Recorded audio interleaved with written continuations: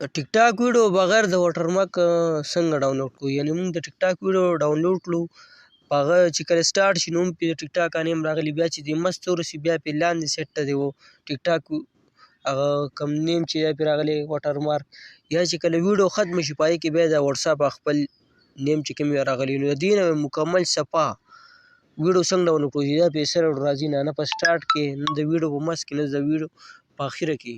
نو ډېر ایزي طریقه دا طریقه ورته چا ښولي هم نه موږ ته ډېر په اسانه دا طریقه ښایي. اپلیکیشن ته ضرورت خو هم نشته، بغیر د اپلیکیشن نه تاسو ډاونلوډ کولی شئ.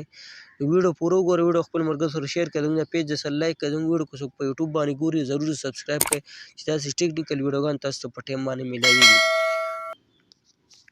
نو فرسټ اف آل به تاسو خپل ټیک ټاک اوپن کړئ. چې کله ټیک ټاک هم اوپن کړو موږ یو ویډیو ډاونلوډ کوو، نو په دې ویډیو باندې به کلیک کړو، دلته دا سیو نشان درته ښکاري، په دې چې موږ کله کلیک کړو دا موږ ډاونلوډ کړو ټیک ټاک هغه نیم چې کوم دی، لکه مثال یو ویډیو ده موږ درته ښیو، نو په هغې کې د ټیک ټاک نیم پرې راغلی وي.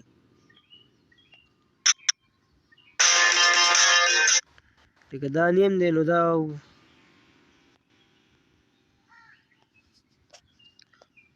تاسو ته موږ نیم ښیو،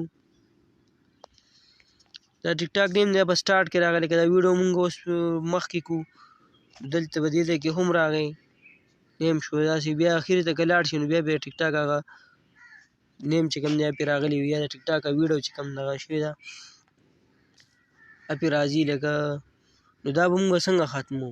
یا مطلب دلته بلې ویډیو ده دې اخرې ته راشي دا ټیک ټاک دا نیم پرې راځي، د یو سیکنډ به دا وي، دا به موږ څنګه ریموو کړو؟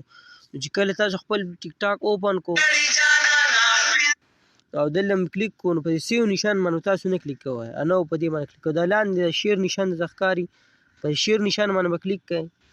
د شیر نه بعد به تاسو لږ دې پلې راشئ، تھری ډاټ باندې به کلیک کوئ.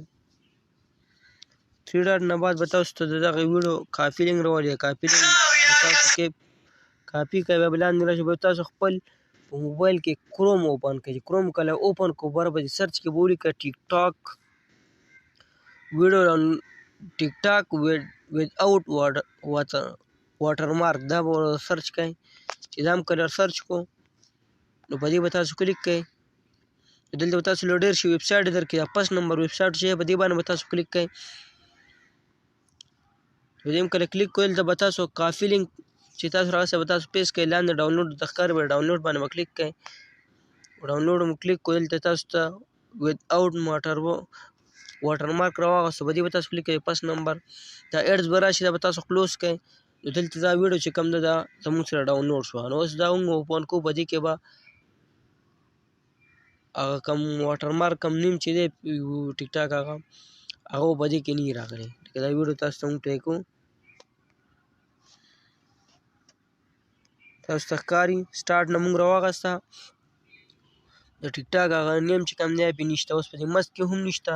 که شاته اخر ته دا ویډیو ختمه شي نو هم ویې ګورئ، نو تاسو ته به ټیک ټاک او واټرمارک چې دی هغه پرې نه راځي. نو که دغه شانې تاسو خپلې ویډیوګانې ډاونلوډ کول غواړئ بغیر د واټرمارک نه، نو دا ویډیو لازمي وګورئ او خپل ملګرو سره شیر کړئ. که چېرې